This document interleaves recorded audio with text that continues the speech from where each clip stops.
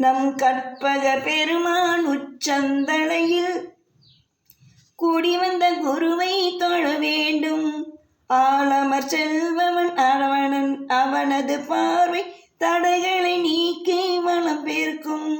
நம் கணபதி சிரத்தை காண்கின்ற மாங்கல்ய பலமே திடமாகும். நவகிரக நாயகன் கணபதியே அவன் திருவடி பணிந்தால் துயரில்லையே. நவகிரக நாயகன் கணபதியே அவன் திருவடி பணிந்தால் துயரில்லையே. 9 கோளும் ஒன்றாய் காண பிள்ளையார் பட்டி வர வேண்டும். அங்கு கற்பகம் என்னும் கடவுளின் மெய்யில் உறையும் அவரை தொழ வேண்டும். சுக்கிரன் பார்வை படுதல் வேண்டி பிள்ளையார் பட்டி வர வேண்டும். எங்கள் இறைவன் கணபதி இடக்கையின் கீழே இருக்கும் அவனை தொழ வேண்டும். எங்கள் இறைவன் கணபதி இடக்கையின் கீழே இருக்கும் அவனை தொழ வேண்டும். புத்திர பாக்கியம் தருகிற பகவான் சுக்கிரன் அங்கே குடியிருப்பான். அவன் கற்பக கடவுளை கண்டவர் தமக்கு பொன் பொருள் அள்ளி கொடுத்திடுவான். நவகிரக நாயகன் கணபதியே அவன் திருவடி பணிந்தால் துயரில்லையே. நவகிரக நாயகன் கணபதியே அவன் திருவடி பணிந்தால் துயரில்லையே. 9 கோளும் ஒன்றாய் காண பிள்ளையார் பட்டி வர வேண்டும். அங்கு கற்பகம் என்னும் கடவுளின் மெய்யில் உறையும் அவரை தொழ வேண்டும். அட்டமச்சனியின் நட்டங்கள் தவிர்க்க பிள்ளையார் பட்டி வர வேண்டும். எங்கள் வளம்புரிநாதன் வளைக்கை மேலே வாழும் அவனை தொழ வேண்டும். அட்டமச்சனியின் நட்டங்கள் தவிர்க்க பிள்ளையார் பட்டி வர வேண்டும். எங்கள் வளம்புரிநாதன் வழக்கை மேலே வாழும் அவனை தொழ வேண்டும். வாழ்ந்திட வைப்பதும் தாழ்ந்திட வைப்பதும் சனி பகவானின் செயலல்லவா. அந்த கணபதி கரத்தை கண்டவர் தமக்கு சனியின் பாவை நலமல்லவா. நவகிரக நாயகன் கணபதியே அவன் திருவடி பணிந்தால் துயரில்லையே.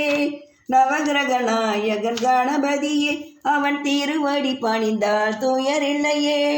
9 கோளும் ஒன்றாய் காண பிள்ளையார் பட்டி வர வேண்டும்.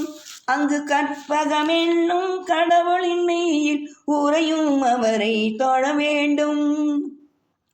திருநாகேஸ்வரம் அறியாமாந்த பிள்ளையார் பட்டி வரலாமே.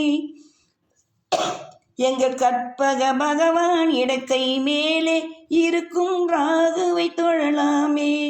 திருநாகேஸ்வரம் அறியாமாந்த பிள்ளையார் பட்டி வரலாமே. எங்கள் கற்பக பகவான் இடக்கை மேலே இருக்கும் ராகுவை தொழலாமே.